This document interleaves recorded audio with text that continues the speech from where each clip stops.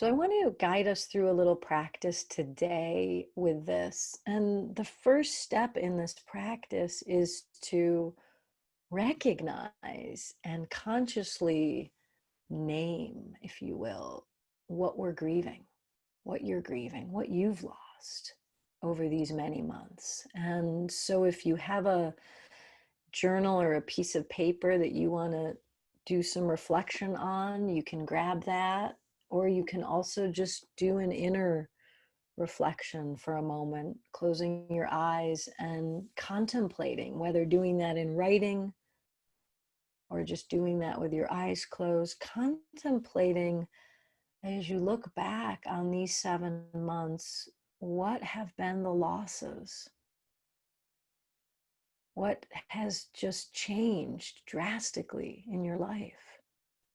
What are you, whether you consciously know it or not, what are you grieving? So take a moment to ponder this, write this down. There is a power in naming these things, whether we do that on paper or we just do that silently to ourselves. These could be big losses, like I didn't get to go to that family member's wedding, or I didn't get to attend that funeral. These could be minor, what might to the mind seem like a minor loss, but still, it's important to be acknowledged. I miss being able to go sit in that coffee shop for an afternoon. Whatever it is, just see if you can name it and acknowledge it. And as you take another minute or so to jot down these losses, also begin to reflect, in this moment of my life, which one of those stages of grief do I feel I'm predominantly in, today? Am I angry? Am I feeling bitter and just frustrated about the situation? Am I feeling slightly depressed? Again, naming and knowing where we're at is always the first and huge step in any transformation. Maybe I'm in acceptance. Maybe I'm really living in that today. But as you continue to write down these losses, also begin to contemplate what stage of grief you may find yourself in right now.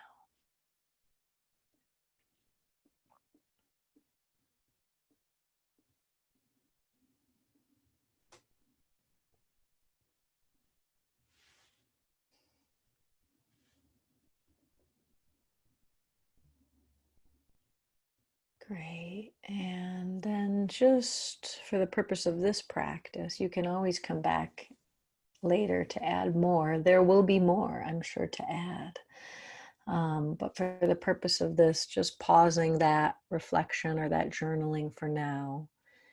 And I want to go forward to the next step, feeling it, right? So we name it, we acknowledge it, we bring it into community, and then the benefit of actually letting ourselves feel it, how it lives in our visceral, physical, embodied experience. As we know, as so many of you know from the work we've all done together, when we can feel our ways through something, it can release in a different way than just thinking about it or even talking about it. Those both help, there's no question, but a deeper level of that release valve opens when we make space to let ourselves feel it. And so that's what we're going to do right now.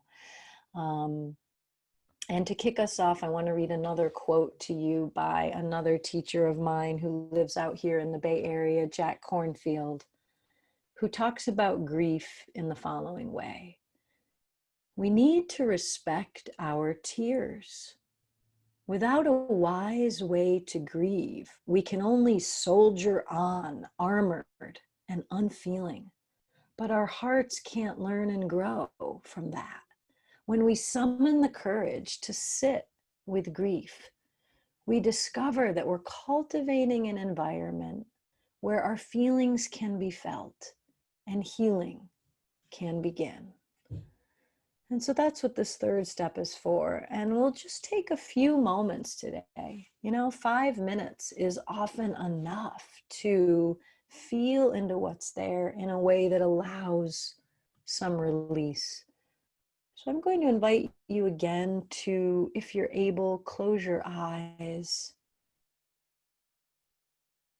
and take some slower and deeper breaths. Let yourself just first and foremost become present to your body sitting there.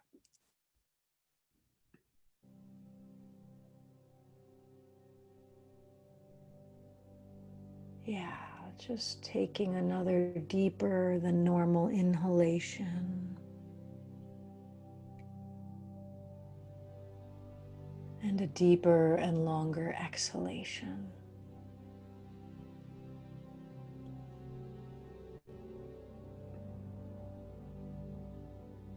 And as we begin this practice, I want to encourage us to access the part of us, access the part of you that is bigger than the grief, the part of you that can actually hold space for this grief you're experiencing. That part of you might be your heart, that beautiful field of compassion. It might be your own higher self, your aware self. But as we begin this practice, come in touch. You might get an image of that part of you, or you may come into a posture. Get a sense that there is a place in you that's bigger than the grief and is able to hold the grief. That place of compassion.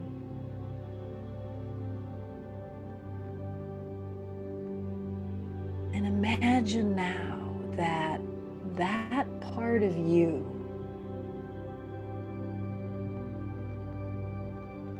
takes in one at a time those losses that you wrote about, what you're grieving, breathing those feelings that are there, that sadness, that frustration, that confusion, breathing those feelings gently in to the space of this great heart for a moment, as if the heart is holding this vulnerable human being that's in pain in its embrace.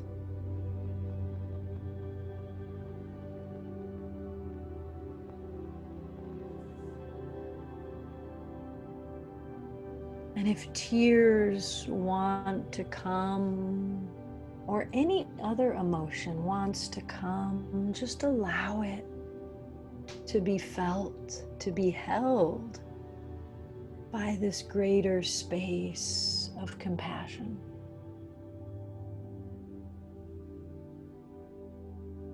Let whatever feelings arise right now as you breathe in this grief, whether it's pain, tears, anger, fear, sorrow, or even love, let those feelings come into the heart where you can touch them gently, where they can be experienced. And if it helps you, call to mind those images of what you're grieving. Call to mind your parents that you can't see, your children or your grandchildren that you can't hug, your pets, your loved ones, your friends that you haven't been able to be with physically. Call them to mind for a moment if that helps you touch and experience that grief and that loss.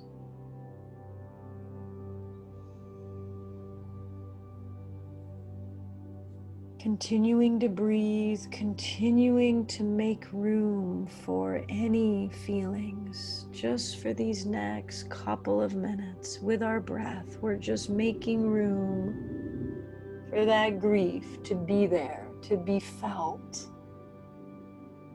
to be known.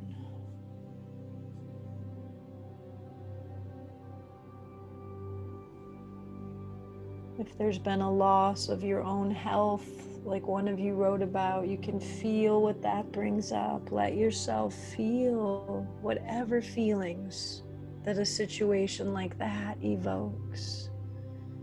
Let that be held and felt with compassion.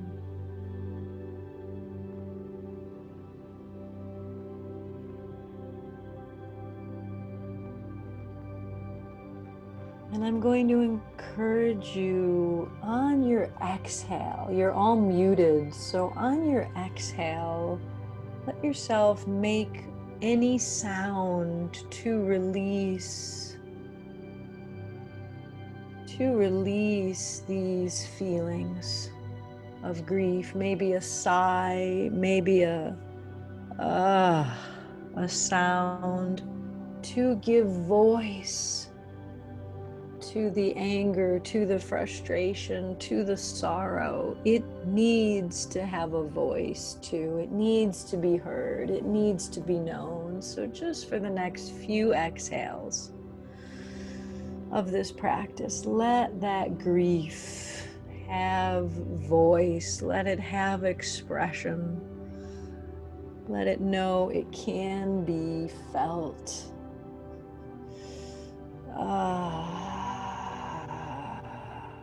It can be heard. Just a few more breaths like this.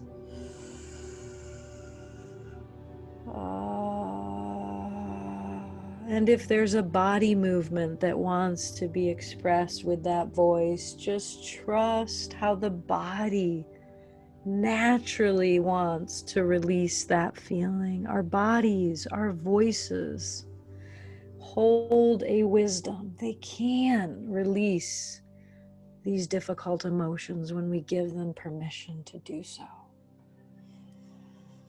2 more breaths like this, breathing in, feeling what's there, and expressing it on that exhale.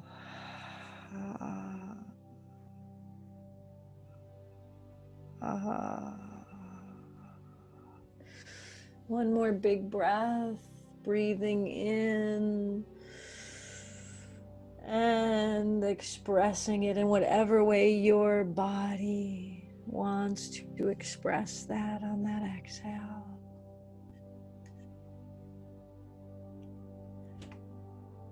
And then very gently, just taking some regular breaths again.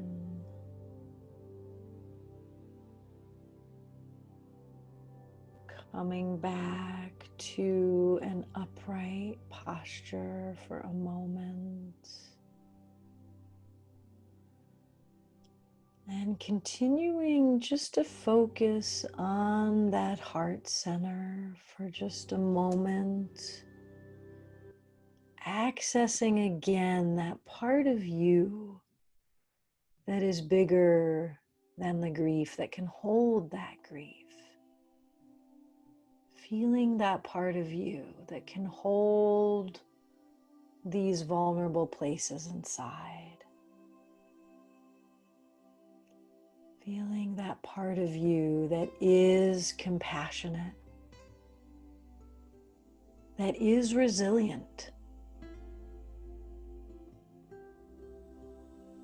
And as you sit here for a moment to complete this practice, call to mind the inner strengths, the inner resources that you have at your disposal. Every single one of you joining today has faced loss in your life has gone through difficult transitions, has lost someone you love, has been through grief. So feel for a moment how you've coped in the past, what you've called upon, drawn upon inside of you to help you heal and recover. Feel those inner resources and let yourself imagine in this last step of our practice, imagine those strengths coming online inside of you right now.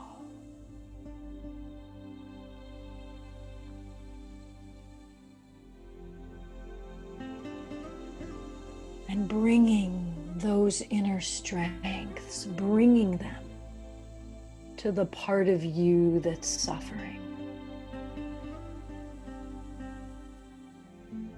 Maybe it's courage. Maybe you know courage from what you've already faced in your life. Bringing that sense of courage to the one who's mourning that loss.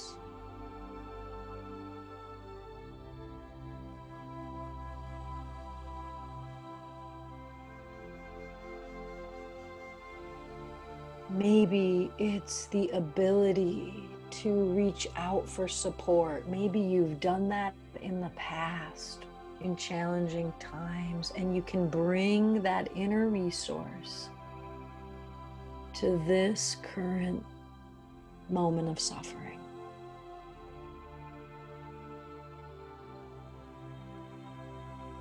Take a half a minute more and just be open with your intuition to see what other inner resources are in me that are ready and able to come online, to be activated right now in my life to help me face what I'm facing.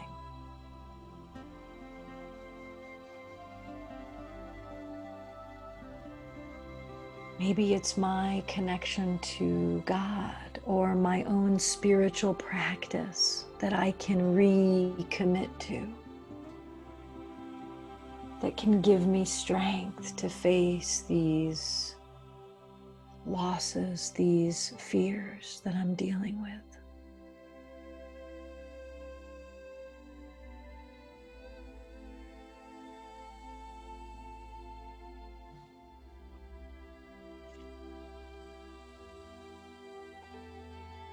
Taking a deeper breath now as we begin to draw this practice to a close.